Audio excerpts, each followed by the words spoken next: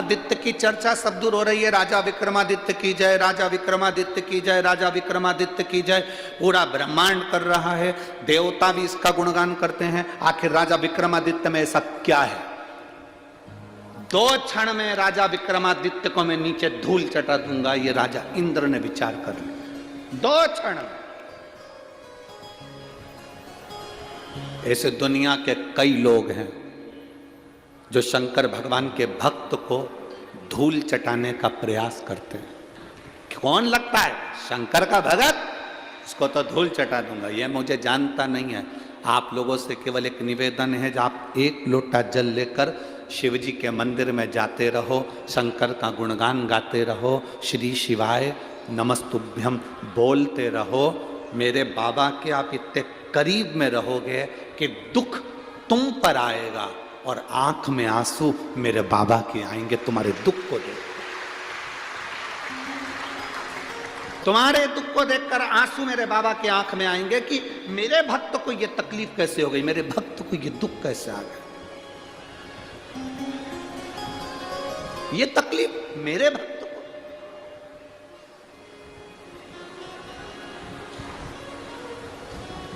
महाराज, ओम मेरा बाबा भोलानाथ, जिसके सिर पे रख दे हाथ। मेरा बाबा भोलानाथ, जिसके सिर पर रख दे हाथ। कर दे वारे के न्यारे, नंदी पे चढ़ के मेरा बाबा विक्रमादित्य राजा को नीचा दिखाने के चक्कर में उसने आमंत्रण दिया, निमंत्रण दिया। आमंत्रण दिया, निमंत्रण दिया। जब राजा विक्रमादित्य इंद्रलोक में पहुंचे,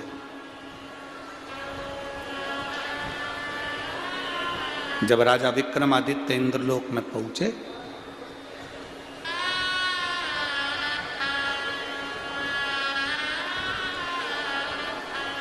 सिंहासन पर बैठे हुए राजा इंद्र ने कहा, आओ राजा विक्रमादित्य आइए। बहुत ध्यान देना महाराज, बहुत। 10 लोग अगर आपके पक्ष में हैं तो यह भी मानकर चलना कि 20 लोग आपके विपक्ष में, आपके पीछे की ओर है, आपका साथ नहीं देने वाले। पर चिंता ना करिए,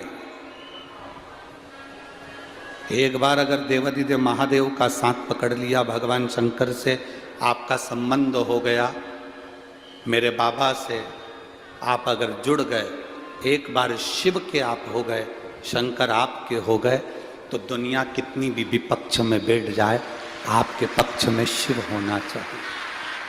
आपके पक्ष में शंकर, आपके पक्ष में देवाधिदेव महादेव होना चाहिए। दुनिया भले विपक्ष में रहे, उससे कोई फर्क नहीं पड़ता।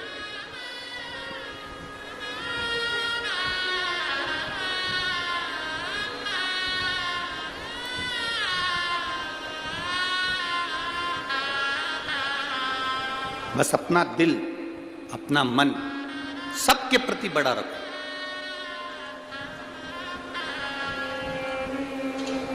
पाँव में जो चप्पल पहनते हो ना, उसका नाप होता है। किसी को 3 नंबर आती है, किसी को 8 नंबर आती है, किसी को 9 नंबर आती है। बोलो री जीजियो, सही है कि गलत है? मेरे जी जाओ। Low risk equals low returns, not always ना। चप्पल का नाप होता है, जो पैंट पहनते हो उसका जो पट्टा होता है उसका भी नाप होता है, हाइट का भी नाप होता है, शर्ट का भी नाप होता है, टी शर्ट का भी नाप होता है, कुर्ते का भी नाप होता है, घड़ी का भी नाप होता है, अंगूठी का भी नाप होता है, सबका नाप है। पर कभी आपने सुना कि किसी के दिल का नाप,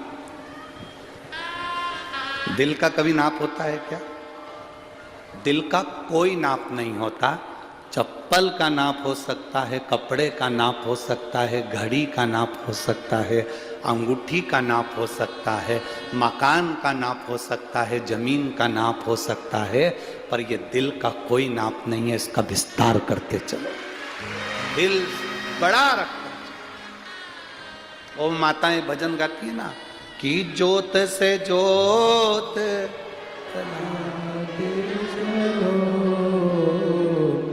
प्रेम की गंगा,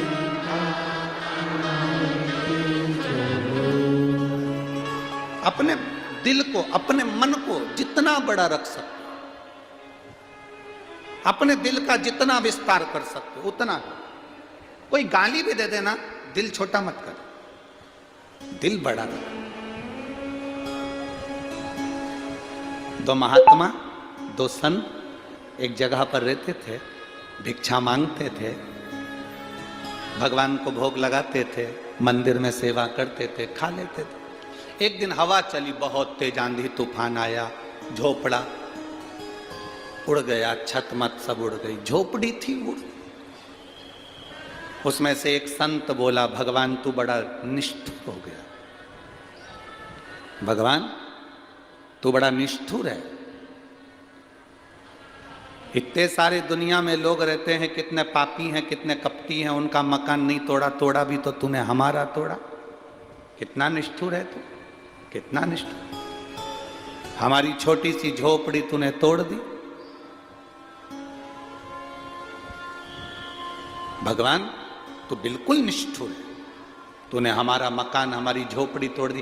किसी पैसे वाले का तोड़ देता, किसी धनपति का तोड़ देता, कोई पापी का तोड़ देता, कोई लोभी है, कोई चोर है, कोई निकम्मा है, उसका तोड़ देता। हमारी झोपड़ी तोड़।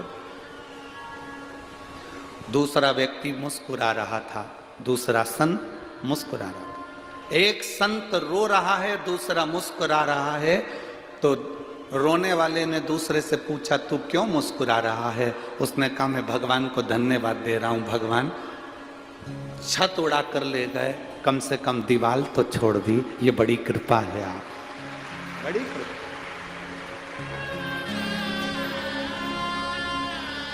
अच्छा देखो, वो इसलिए खुश है क्योंकि दीवार बची हुई है, झोपड़ी की छत तो और डाल लेंगे। थोड़ा सा दुख आता है और हम रोने बैठ जाते हैं कि हमें कष्ट आया, हमें तकलीफ आई, हमें दुख आया, हमें कष्ट आया, हमें तकलीफ आई, हमें दुख आया। पर भगवान से प्रार्थना करना, ऐसा दुख